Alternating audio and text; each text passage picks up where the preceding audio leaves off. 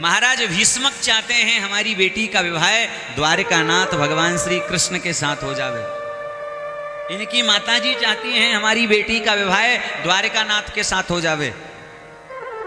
पर रुक्मणी जी के जो भैया हैं, नाम है जिनका रुक्मी, बड़े भाई, इन्होंने तय कर लिया मैं तो अपनी बहन का विवाह चैद्य देश के राजा शिशुपाल से करूंगा। क्यों? शिशुपाल दुर्योधन का मित्र है और हस्तिनापुर शासन से मेरे संबंध थोड़े अच्छे हो जाएंगे और राजनीति के लिए यह अच्छा रहेगा। महाराज भीष्मक ने अपने बड़े बेटे से चर्चा करी कि देखो बेटा, तुम्हारी बहन विवाह के योग्य हो गई है, श्रेष्ठ वर का चयन करना है। रुक्मी ने कहा पिताजी आप बहन की विवाह की चिंता छोड़ दो। सवेरे गया, शाम को लौटकर आया और बोला पिताजी मैंने ब्याह तय कर दिया है, परसों बारात आ जाएगी। भीष्मक जी ने कहा बेटा इतने जल्दी कहां, किससे? बोले चैद्य देश के राजा शिशुपाल से। अब महाराज भीष्मक नहीं चाहते हैं, लेकिन बड़ा बेटा है, घर में चलती ज्यादा है, इसलिए टाल नहीं सके। पर जब इस खबर का पता रुक्मणी जी को चला तो बड़ी उदास हो गई, क्योंकि रुक्मणी जी तो मन ही मन द्वारिकानाथ भगवान श्री कृष्ण से प्रेम करती, क्योंकि वो लक्ष्मी स्वरूपा हैं और वो नारायण हैं। और लक्ष्मी का विवाह तो भैया नारायण के ही संग में होता है। प्रेम से बोलो राधे राधे। तो सुदेव नाम के ब्राह्मण से पत्र भेजा, पत्र भगवान की सभा में पहुंचा। भगवान ने पत्र स्वीकार कर लिया। जितना प्रेम रुक्मणी करती थी द्वारिकानाथ से, उतना ही द्वारिकानाथ करते थे।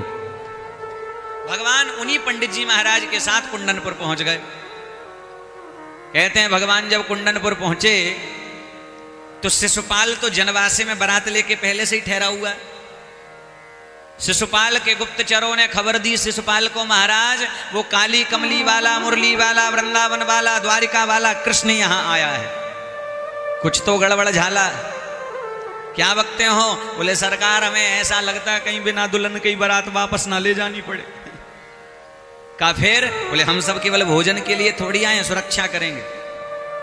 जहां रुक्मणी जी मां भगवती का पूजन करने जाने वाली थी, 1000 सैनिकों ने मंदिर को चारों तरफ से घेर लिया। अब ध्यान देना, इधर जैसे ही हमारे द्वारिकानाथ भगवान श्री कृष्ण कुंडनपुर में घूमने निकले तो देखो संसार के हर व्यक्ति को जब दूल्हा बनना हो, हमारे द्वारिकानाथ तो 24 घंटे दूल्हा जैसे ही लगते हैं। किसी भी कृष्ण के मंदिर में चले जाओ, मोर मुकुट, कानों में कुंडल, माला माला पहन पान के सब तैयार बैठे रहते हैं। तो जैसे ही भगवान कुंडनपुर में निकले, भगवान का सौंदर्य ऐसा कि जो नगरवासी थे उन्हें लगा ये शायद यही दूल्हा। और जो बूढ़ी बूढ़ी माइयां थी कुंडनपुर की, वो सोचने लगी ओहो हमारी रुक्मणी के तो भाग्य जाग गए, देखो कितना सुंदर वर मिला है। सब ऐसी ऐसा आशीर्वाद देने लगे। अब रुक्मणी जी जब पूजन करने गई मां भगवती का, तो 1000 सैनिकों ने मंदिर को चारों तरफ से घेर रखा। रुक्मणी जी मां भगवती का पूजन कर रही हैं और मां भगवती से कह रही हैं मैया मैंने तो पत्र में लिखा था यहां कोई नहीं होगा, यहां तो 1000 सैनिक हैं, वो आएंगे भी मुझे लेने या नहीं आएंगे। मन में अनेक संकल्प विकल्प उठ रहे हैं। तभी हुआ ये कि रुक्मणी मैया का बाम अंग फड़कने लगा और मानो मां भगवती की प्रतिमा मुस्कुराई और मानो मां भगवती ने आशीर्वाद दिया। क्या? मनो जाहि राचे हो मिलहि सोवर सहज सुंदर सांवरो, मनो जाहि राचे हो मिलहि सोवर सहज सुंदर सांवरो, सो जान शील स्नेह जानत रावरो, स्नेह जानत रावरो।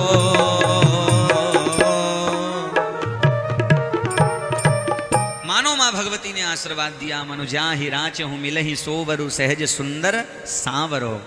मानो मां रुक्मणी जी को मां भगवती का आशीर्वाद प्राप्त हुआ। पर कई बार लोग कहते हैं महाराज देवी जी की प्रतिमा मुस्कुराई, ये कोई पचने जैसी बात है? देवी जी की प्रतिमा मुस्कुराई, ऐसा हो सकता? मैंने कहा तुम्हें देखकर तुम्हारा पड़ोसी नहीं मुस्कुराता, मां भगवती की प्रतिमा मुस्कुराई, ये बात पचेगी कैसे? भाव से अगर आप अपने आराध्य की सेवा पूजा करते हैं तो किस दिन आपके आराध्य प्रसन्न हैं, किस दिन नाराज हैं, भाव से देखो तो पता चलता। हुआ ये तभी वहां पर द्वारिकानाथ का रथ आया, और जैसे ही द्वारिकानाथ का रथ आया तो जितने पहरेदार वहां खड़े थे सब भगवान के सौंदर्य को ही देखते रह गए। एक कहे भैया ये जो अभी अभी छोरा आया है इसके कान का कुंडल तो देखो कितना प्यारा है। एक सैनिक कहे भैया उसके सिर का मोर पंख कितना प्यारा है। एक कहे उसकी पीतांबरी कितनी प्यारी है। तब तक तो भगवान आए, रुक्मणी जी का हाथ पकड़ा, रथ में बिठाया और ले जाने लगे। एक सैनिक बोलो ये बताओ भैया आप सब लोग यहाँ काहे को खड़े? बोले रुक्मणी जी की सुरक्षा के लिए। बोले जिसकी सुरक्षा के लिए आप खड़े उसे आपका सुंदर सा छोरा ले गया। सारे सैनिक ले गयो करते हुए रह गए और भगवान रुक्मणी जी का हरण करके लाए।